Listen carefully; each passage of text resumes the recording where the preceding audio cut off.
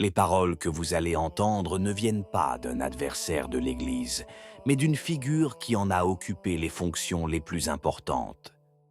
L'aveu est le suivant. La destruction de l'une des institutions les plus chères à Jean-Paul II n'était pas seulement une question pastorale, mais aussi doctrinale. Dans cette vidéo, vous comprendrez de quelle institution il s'agit, qui l'a démantelée et pourquoi. À la fin, vous comprendrez un plan qui se tramait discrètement depuis des années. Reconstituons la séquence, car ici chaque étape compte. En 1981, Jean-Paul II a fondé à Rome un institut consacré aux études sur le mariage et la famille. Il se voulait le bastion académique de la doctrine catholique sur ces sujets. Depuis des décennies, cette institution défend l'enseignement de l'Église, l'indissolubilité du mariage, la vérité de l'encyclique Humanae Vitae, l'existence d'actes intrinsèquement mauvais enseignés par Veritatis Splendor. Son premier dirigeant fut le cardinal Carlo Caffarra, choisi personnellement par Jean-Paul II. Un homme qui paya sa fidélité à Humanae Vitae de longues années de lutte. Cet institut, en somme, n'était pas une académie ordinaire. C'était une garnison. Puis, la situation a évolué. En 2016, l'archevêque Vincenzo Paglia a été nommé à la tête de l'Institut. Et en 2017, avec le motu proprio Summa Familiae Cura, l'Institut a été de facto refondé. Le nom change, les statuts changent, la mission change. Le nouvel institut vise à promouvoir l'exhortation Amoris Laetitia, le document le plus commenté du pontificat de François. Le message était clair pour tous. Une institution créée pour expliquer pourquoi certaines actions sont toujours condamnables était désormais réorientée pour justifier des exceptions. On passait du « jamais » au « cela dépend des circonstances ». Et en 2019, le plus dur est arrivé. Des professeurs de longue date ont été démis de leurs fonctions sans préavis et sans possibilité de recours. Parmi eux, Monseigneur Livio Mellina. Sa chaire de théologie morale fondamentale a tout simplement été supprimée. Il n'était pas le seul. Avec lui, d'autres professeurs estimés furent renvoyés, tels que le père Noriega et le père Granados. 3 vagues de renvois s'ensuivirent jusqu'à ce qu'il ne reste presque plus rien de l'ancien institut. Les étudiants et les anciens élèves protestèrent en vain. Pour comprendre la gravité de cette affaire, il faut savoir qui est Monseigneur Livio Mellina. Mellina n'est pas un fauteur de troubles, c'est un éminent théologien moraliste, et il a lui-même présidé cet institut. Il connaît tous les détails de l'intérieur. Pendant des années, il est resté silencieux ou presque, mais ces derniers temps, il a décidé de prendre la parole, et il l'a fait parce que, enfin, quelqu'un de l'autre camp avait dit la vérité. Il convient de s'attarder sur ce point, car il est au cœur de tout. Le 21 mai, dans une interview accordée à Settimana News, l'archevêque Paglia a ouvertement revendiqué son rôle décisif dans le démantèlement de l'Institut.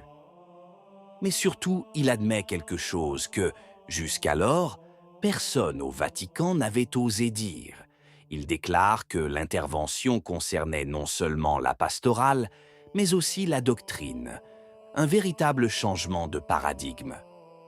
Attardez-vous sur ce mot, doctrine. Pendant des années, les critiques ont dénoncé précisément cela, et pendant des années, on leur a dit qu'il ne s'agissait que d'une apparence pastorale et non d'une substance.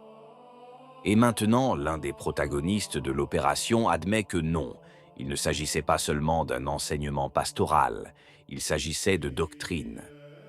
Vous comprenez la portée de cette phrase.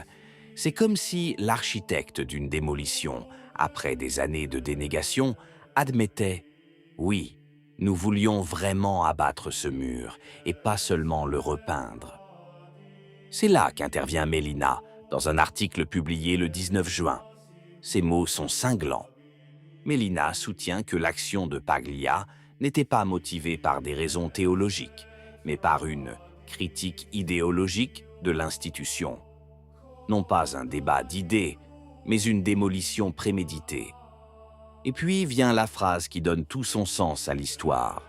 Mélina écrit « L'idéologie, comme Marx nous l'a appris, sert de couverture à un intérêt inavouable. » Et voici l'étape qui change tout.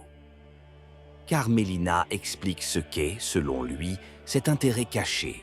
La conviction que l'enseignement traditionnel de l'Église sur le mariage et la famille est désormais déraisonnable et impraticable.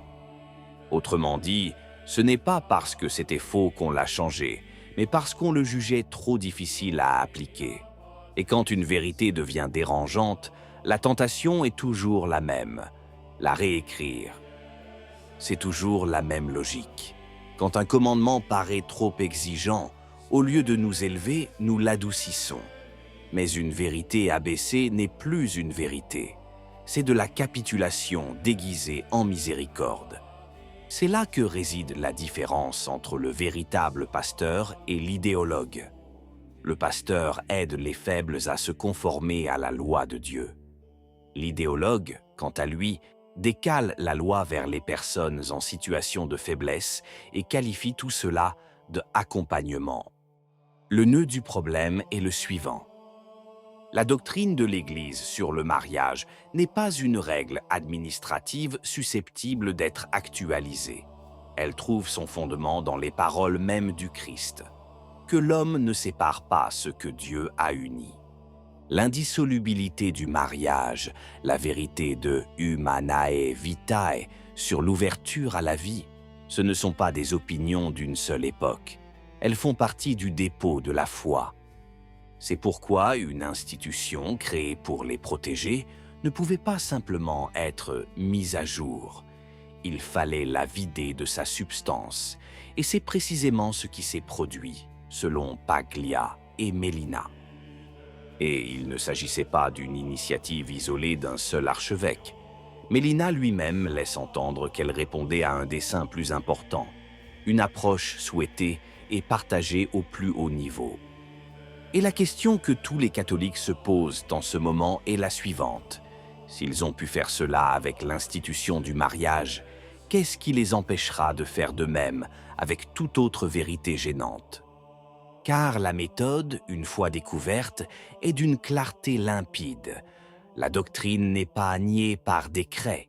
Elle est cernée, vidée de ses hommes et de ses professeurs et laissée à l'agonie dans le silence.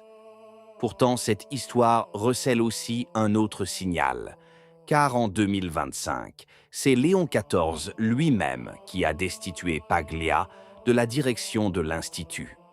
Un geste que beaucoup ont interprété comme une première tentative timide de réparation.